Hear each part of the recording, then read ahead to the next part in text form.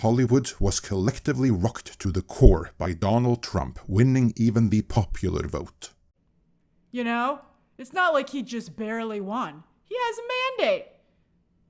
He can honestly say he's doing what the people want. So how is Hollywood going to cope with that?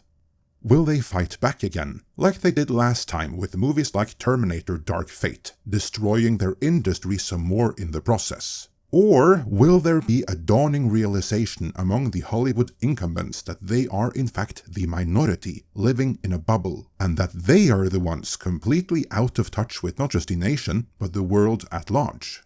And that maybe it might be opportune to get back in touch with the moviegoing audience?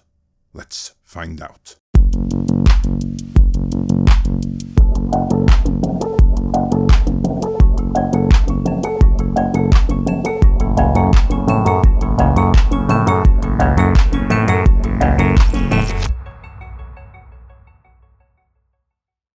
This video is sponsored by Surfshark.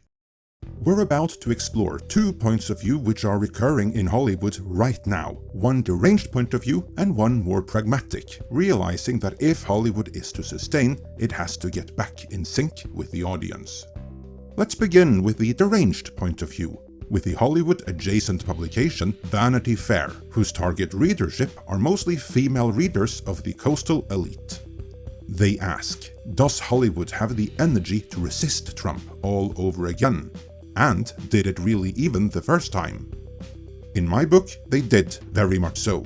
Hollywood lost its collective mind when Trump first won in 2016. It was in the aftermath of that they went all in on the modern audience, and turned every major franchise with a built-in male audience female-centric, all while emasculating any male leads that remained in them. A strategy that led to massive losses both at the box office and with streaming, as audiences stayed away in droves, and if anything, reverted to piracy. Though obviously, neither we at Midnight's Edge nor any of our sponsors condone anyone taking to the high seas for anything.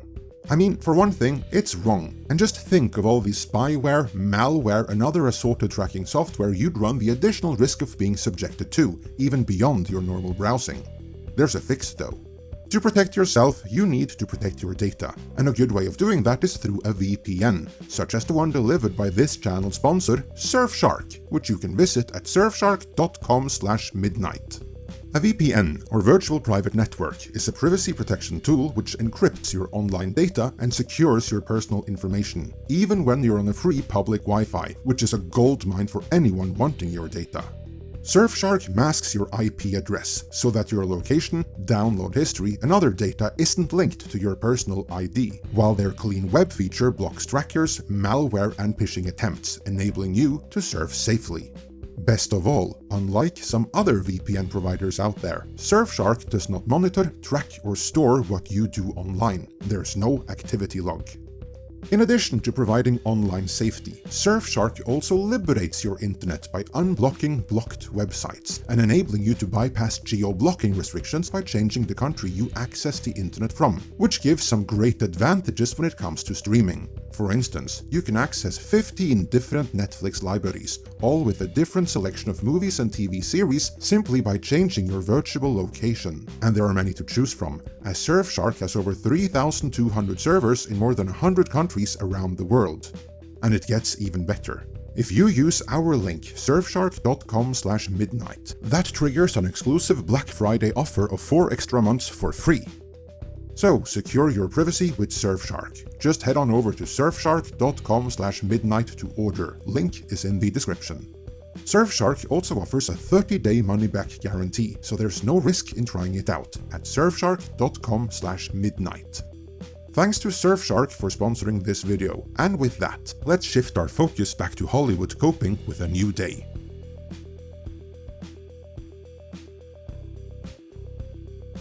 Let's return to that Vanity Fair article.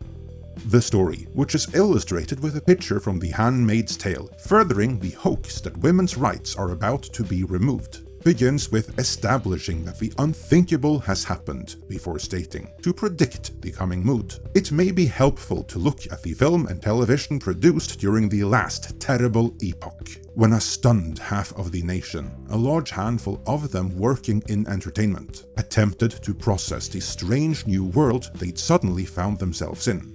Strange world indeed, and as many have observed, weird things are happening already now that Trump has won again. And you don't have to take my word for it. Donald Trump's not even president yet. Have you seen what's happened in the last 48 hours? The misogynist appoints the first ever woman to be chief of staff. The Taliban announced they want peace with America and to be taken off the terrorist list. Putin came out and said that Western civilization is not an enemy. Mexico has started securing the border in, of course, response to tariff threats. Saudi Arabia is kicking out all of their Hamas leaders. New York is cleaning up their illegal migrant crisis. Xi Jinping came out and said he wants to peacefully coexist with China and said that they respect American people. The European Union chief finally came out and said, hey America, can we start buying LNG from you so they stop buying from Russian gas? Putin says he takes Donald Trump's plan to end the war with Ukraine very seriously and Russia supports it. The Houthis are stepping back. The Hamas called for an immediate end to war. He's calling for term limits in from Congress so that way people like Nancy Pelosi stop being forever members. But returning to Vanity Fair, their piece continues lamenting that many of the productions they would have liked to have been reactions to Trump's first term were in fact developed during the Obama years, writing, movies like 2018's Black Panther and 2017's The Post, and TV shows like 2017's The Handmaid's Tale all felt more pertinent than they might have had Hillary Clinton won in 2016, and yet they were not specifically aimed at Trumpism. Mike White's The White Lotus, by contrast, was developed during the dwindling final months of Trump's first term, and is certainly in conversation with the presiding sense that the rich were crushing everyone else underfoot. But like 2017's Get Out, the first season of The White Lotus is more concerned with the predations and exploitations of folks who might largely call themselves liberal. Neither work is in weighing against despotic conservatism, really. Because that is what Vanity Fair evidently wanted to see, programs fighting against some imaginary despotic conservatism. Even if there was no such thing during Trump's first term, and by all accounts, there won't be this time either.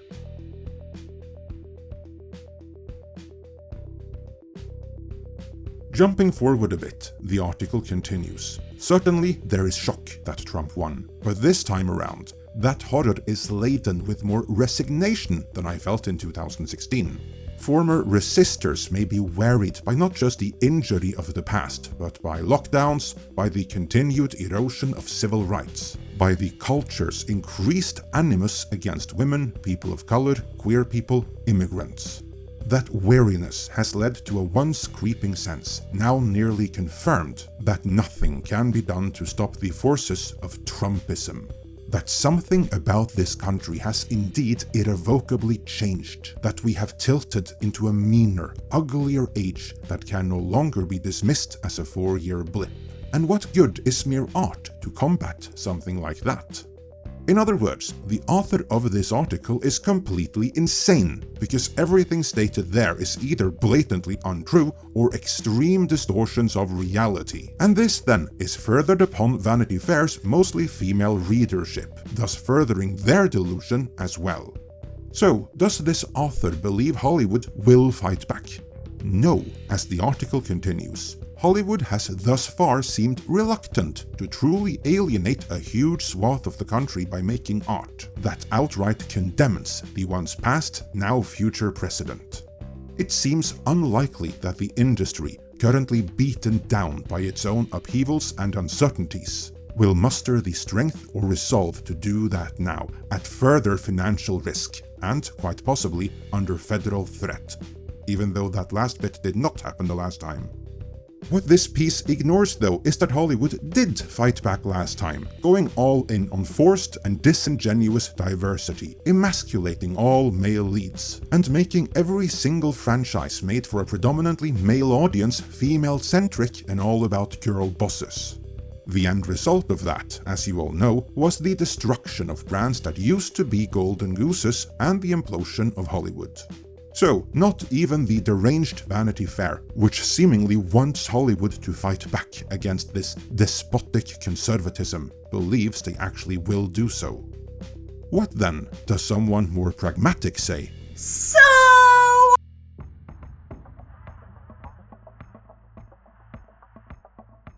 Now before we move on, I realize that many find Grace Randolph of Beyond the trailer fame to be grating and at times have some out there takes. But I like her, because she is also a consummate professional. Her box office breakdowns are second to none. And most importantly for our purposes, she is of the coastal elite, and she's in the Hollywood bubble, meaning that however inadvertently it may be on her behalf, whenever she expresses an opinion, it is indicative of the Hollywood mindset. And that Hollywood mindset was rocked to the core by Team Trump, winning not just the Electoral College, but the popular vote as well. Whoo boy, talk about a mandate. That's what I think is particularly, like, you just can't look away from the fact that he has a mandate. You know? It's not like he just barely won. He has a mandate. He can honestly say he's doing what the people want.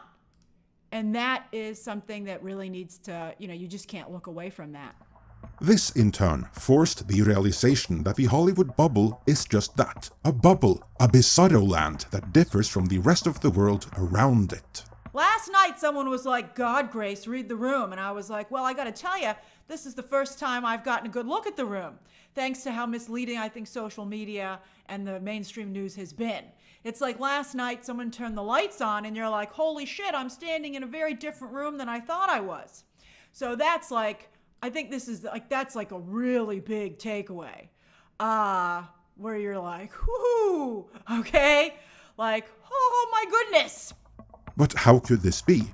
How could the good people in Hollywood not realize what is outside of the city limits? Social media is a very dangerous echo chamber, thanks to the algorithm. And I think that it played a giant joke on all of us.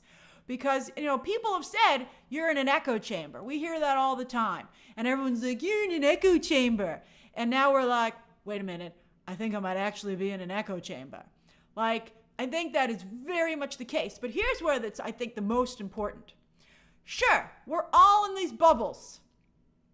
But how big are the bubbles? We had assumed that the Democratic progressive echo chamber was the bigger one. Oh, no, sir. I believe the conservative Republican echo chamber is bigger.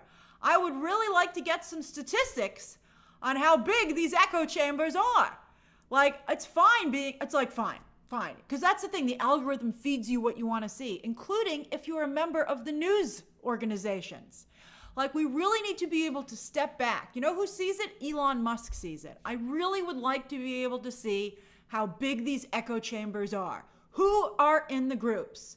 Because the other bubble is so much bigger than the blue. The red bubble is so much bigger than the blue bubble. And that is really, really an important realization.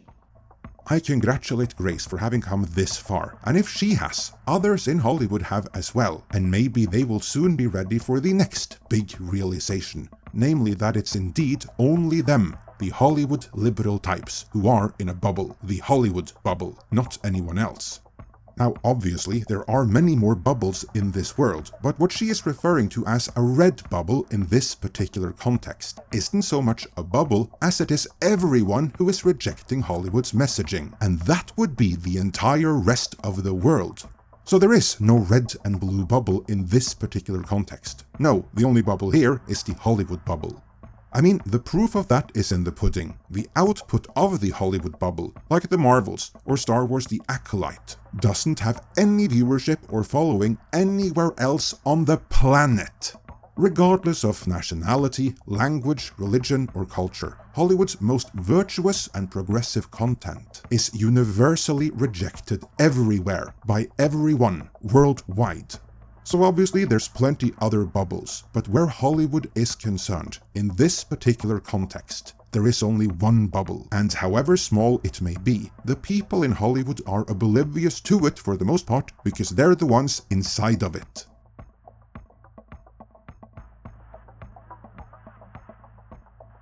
What no doubt did make that bubble worse though is pre-Elon Musk Twitter, where courtesy of the Twitter files, we now know that bots artificially boosted what you might call progressive points of view, while legitimate pushback, i.e. reality, was suppressed. Too bad Hollywood still used a by-design progressive cesspool that wasn't representative of reality as part of their decision-making process. Hollywood has taken a lot of cues from social media, but I believe now, more than ever, that it's the bubble. Social media has already made DC go down the rabbit hole and caused tremendous damage to DC. And I think that, you know, a lot of the choices that Hollywood has been making over the past few years is because it's to please social media. But clearly, the question needs to be, what part of social media? And obviously, that has no real effect in reality. These projects are failing, and also you can see they're not even voting in that direction. So the people, the group that has been very loud on social media and has affected great change on Hollywood, where are they in reality? It's a reckoning that Hollywood, you know, it turns out social media has not been a very accurate compass for Hollywood. So I think they're going to take a very much different look at that. Good, because the reality is that Hollywood allowed themselves to be fooled by artificially boosted radicals and bots that didn't represent any extant audience. It's funny then how so many Hollywood types now complain that Twitter, currently known as X, has been ruined by Elon Musk, because now all they see are talking points they deem as conservative, as well as what they consider to be copious amounts of disinformation. But what they're actually seeing, maybe for the first time, is reality outside of their own bubble. I think that, like Grace, more and more in Hollywood will come to realize this, that they spent years and billions fighting back against a media-created mirage, chasing a modern audience that never existed outside of pre-Elon Musk Twitter, and they destroyed their own industry in doing that. So now what? How can Hollywood balance pushing the kind of content that they like, but which the audience has voted against, first with their wallets, and now overwhelmingly in the voting booth? Progressive content won't go away, but I think large-scale progressive projects will. The Marvels, the Acolyte, you won't see $150 to $200 million projects being greenlit that are significantly progressive. It just makes no sense from a business perspective. And I mean, that's just the unfortunate reality. I do still believe very strongly in representation. I do think Hollywood has really been a little bit too checking boxes in that regard and haven't seemed organic. I think they've been sloppy and heavy-handed in their representation, so I hope that maybe they consider how to fix that. But I do feel that the heavy-handedness, I do think that will go away. And as I said, now everybody's sitting there going, wait a minute, does representation not matter? Like, you know, like, do you guys not care about representation? Like, you know, everybody was like, hey man, let's put in representation. As I said, what's on screen should reflect who's in the audience. And some people in the audience were saying they didn't care. And a lot of us felt, well, that's not true. You say you're speaking for everybody, but you're not. And now we're like, oh, wait a minute, maybe you are speaking for everybody. Why did we go and do that if you don't even care? Yes, it would appear that those of us who have been maligned as toxic fans and grifters really did speak for the audience all along. We weren't some loud minority, we were the majority that Hollywood dismissed. Funny how that worked out.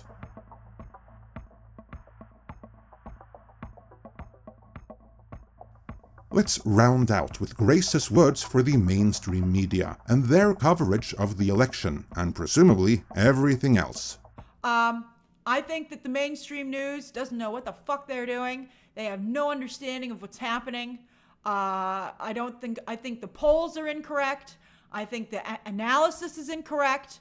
I think this fantasy that women were going to secretly vote for Kamala Harris. Remember, everybody fell in love with that fantasy? They're like, oh yeah, they're just saying they're going to vote for Trump. But when they go into the election booth, they're going to vote for Harris. They didn't. When people tell you who they are, believe them. That is a famous quote. And so that's really, really important. And I think I am also a very, very big believer in grabbing the truth by the face and looking it right in the eye.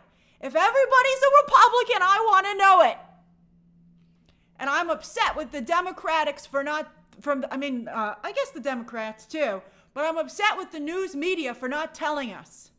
We were operating off of a false sense of what was happening. And that to me is really, really a problem. It's like, how could we navigate if we don't understand where we're even standing? Massive kudos to Grace Randolph here, a bubble dweller that just recognized the bubble and seems to want to break free of it. I doubt she is the only one in the bubble going through that process right now, and when not even the still completely deranged Vanity Fair isn't expecting much pushback against Trump this time around, then I think there's a very good chance that in time we'll find that the majority of a diverse population electing Orange Man bad and giving him a mandate helped fix Hollywood. I see good entertainment coming in our future. Let me know your thoughts on this in the comments. And before you go, remember to secure your privacy with Surfshark VPN. Use our link surfshark.com/midnight to get a Black Friday special offer of 4 extra months for free. Surfshark also offers a 30-day money-back guarantee, so there's no risk in trying it out at surfshark.com/midnight. Link is in the description.